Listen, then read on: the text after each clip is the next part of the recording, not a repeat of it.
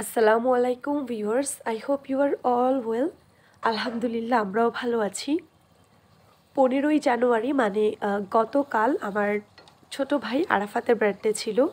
হয়তোবা অনেকেই জানেন যারা আমার পেজ ফলো করেন।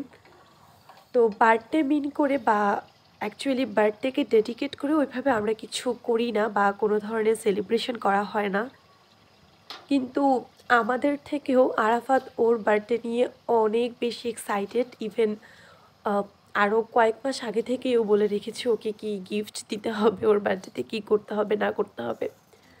তো মেইনলি ওকে খুশি করতেই বা ওর আবদার রাখতেই বাসায় হালকা পাতলা কিছু রান্নাবান্না হয় আর সবাই মিলে খাওয়া দাওয়া করি, ব্যাস এতটুকুই। যাই হোক, আমার ভয়েস শুনেই হয়তো বা বুঝতে পারছেন প্রচণ্ড পরিমাণে ঠান্ডা নিয়ে আছি। যেহেতু রাতে আব্বু বাসায় থাকবে না, তো রাতে আমাদের একসাথে খাওয়া হবে না, তাই আম্মু দুপুরে বিরিয়ানি রান্না করেছিল আর আমরা লাঞ্চে সবাই একসাথে বিরিয়ানি খেয়েছিলাম। কয়েক ধরনের বিরিয়ানি রান্নার রেসিপি অলরেডি আমার ফেসবুক পেজ এবং ইউটিউব চ্যানেলে আপলোড করা আছে, তাই এই বিরিয়ানি রান্নার রেসিপিটা আর আমি সম্পূর্ণ করিনি, শুধুমাত্র আপনাদের সাথে একটুখানি শেয়ার করছি। আপনাদের যদি সম্পূর্ণ বিরিয়ানির রেসিপি প্রয়োজন হয় তাহলে আমার ফেসবুক পেজ কিংবা ইউটিউব চ্যানেলে দেখে নিতে পারেন। বিরিয়ানি রান্নার জন্য আম্মু আগে থেকে মাংসটা রেডি করে নেয়। মাংস যখন প্রায় 70% হয়ে আসে, এরপর এখানে বিরিয়ানির চাল আর বাকি যা যা ইনগ্রিডিয়েন্টস ছিল সব দিয়ে এবার হাঁড়িটা ঢাকনা দিয়ে বন্ধ করে দেয়। আর এখন একদম ফিরে আসবো সম্পূর্ণ বিরিয়ানিটা হয়ে আসার পর। বিরিয়ানি হয়ে আসার পর এবার ঢাকনাটা সরিয়ে নিচ্ছি। এরই মধ্যে আমাদের বিরিয়ানি রেডি।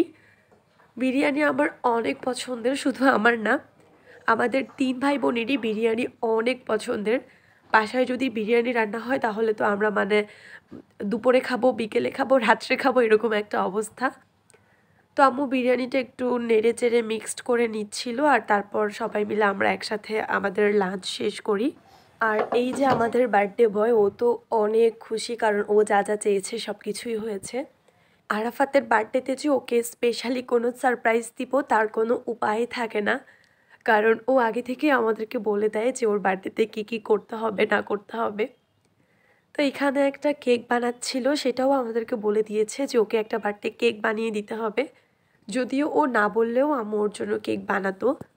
যেহেতু চকলেট কেক আমাদের অনেক বেশি পছন্দের, তাছাড়া আরাফাতেরও চকলেট কেক অনেক পছন্দ, তাই আম্মুকে বললাম চকলেট কেকই বানাতে। আর এটা ছিল ওর বার্থডে কেক। নাম লেখার আগে নামটা পরে লেখা হয়। এরপর রাতে আব্বু বাসায় আসার পর আমরা সবাই মিলে একসাথে বার্থডে কেক কাটি। যদিও আমাদের এই ধরনের কোনো প্ল্যানিং ছিল না, তাছাড়া কিছুদিন আব্বু অনেক অসুস্থ ছিল, আমরা সবাই অনেক টেনশনে ছিলাম।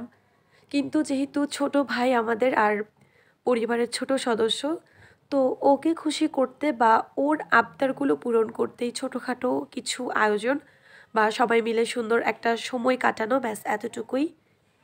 এনিওয়ে এখন আমরা কেক খেতে থাকি আর এরই মাঝে আপনাদের থেকেও বিদায় নিয়ে নিই।